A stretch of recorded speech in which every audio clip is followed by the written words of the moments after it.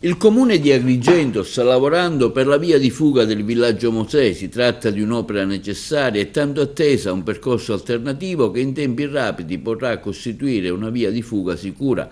a tutela e salvaguardia delle vite umane. Se da un lato stiamo continuando a dialogare con AICA affinché intervenga con opportuni accorgimenti di pulizia e ripristino della condotta fognaria, in modo da renderla adeguata e capace di evitare i frequenti allagamenti che da anni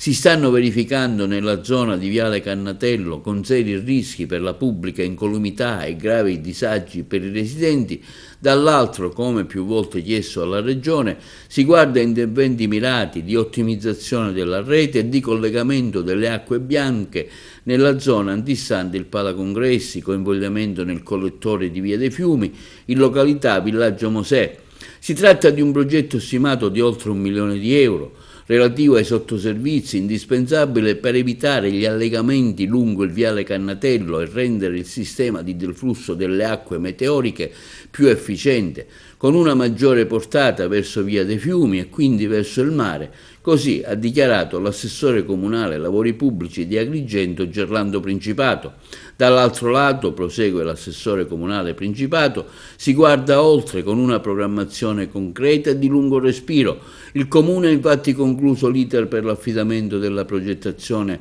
della via di fuga del villaggio Mosè, un'infrastruttura strategica che consentirà il collegamento diretto tra Viale Leonardo Sciascia e Viale Cannatello attraverso l'unione e l'adeguamento di vie già esistenti, Boris Giuliano, Via Sirio, Michele Lizzi. Si tratta di un'opera necessaria e tanto attesa, un percorso alternativo che in tempi rapidi potrà costituire una via di fuga sicura a tutela e salvaguardia delle vite umane, risolvendo definitivamente le tante criticità di un'area in forte espansione ma rimasta per troppo tempo priva di infrastrutture adeguate. Le progettazioni finanziate, grazie a un decreto regionale, sono state affidate alle figure professionali coinvolte, archeologo, strutturista, geologo, e porteranno in breve tempo alla definizione di un progetto esecutivo cantierabile, pronto a essere candidato a linee di finanziamento regionali o a richieste dirette alla Presidenza della Regione, all'assessorato alle infrastrutture e alla protezione civile,